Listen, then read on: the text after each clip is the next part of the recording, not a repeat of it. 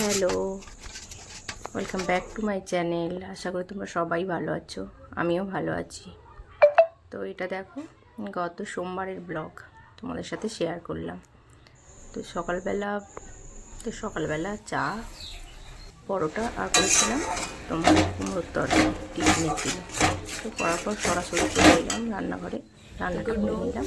বন্ধুরা, তো আজকে কী কী রান্না করেছি চলো তোমাদের দেখিয়ে দিই। তো এখানে আছে দেখো ভাত আর আলু সেদ্ধ। এটা কি বলো তো, এটা হচ্ছে তোমার লঙ্কা ভাজা। হ্যাঁ, শুকনো লঙ্কা ভাজা। আর এখানে আছে দেখো পটল ভাজা, বেগুন ভাজা আর ঢ্যাঁড়স ভাজা। আর একদম শেষে আছে ডাল। এটা হচ্ছে পাতলা করে মসুর ডাল। তো দেখো, এগুলো ছিল সবই রান্না পুজোর আয়োজন। এখানে কত রকমের সবজি কাটা ছিল, এগুলো আমাদের নিয়ম। আর রান্না পুজোটা আমাদের যেহেতু আছে তাই সেইভাবেই করতে হয়, নিয়ম মেনে করতে হয়। তো করেছিলাম রান্না পুজোটা। তো সারা বিকেল থেকে এইসব সবজিগুলো কাটা হয়েছিল।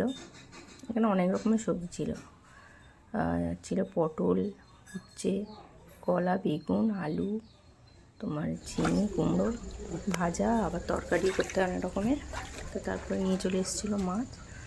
আর অনেক মাছ এনেছিল, প্রায় 2 কিলো 3 কিলোর মতো মাছ ছিল।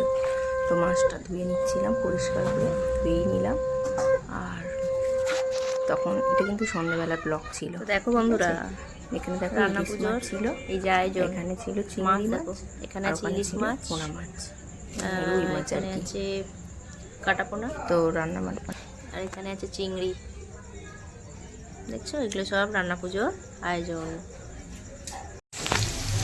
তো তারপরে দেখো, রাতের বেলা এটা আলু ভেজে নিতে, সব রকম সবজিটা ভেজে নিতে হবে। এখানে যত রকম সবজি দেখছো, আর কুমড়োর তরকারি, ওখানে বাঁধাকপির তরকারি, এগুলো করতে হয়।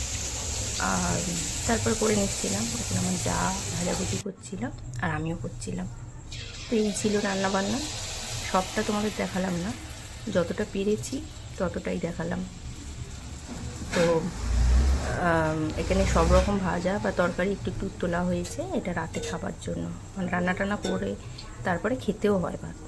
তো সব শেষে শেষ করলাম একটু বিশ্বকর্মা পুজোর মিষ্টি দিয়ে। টাটা সবাইকে।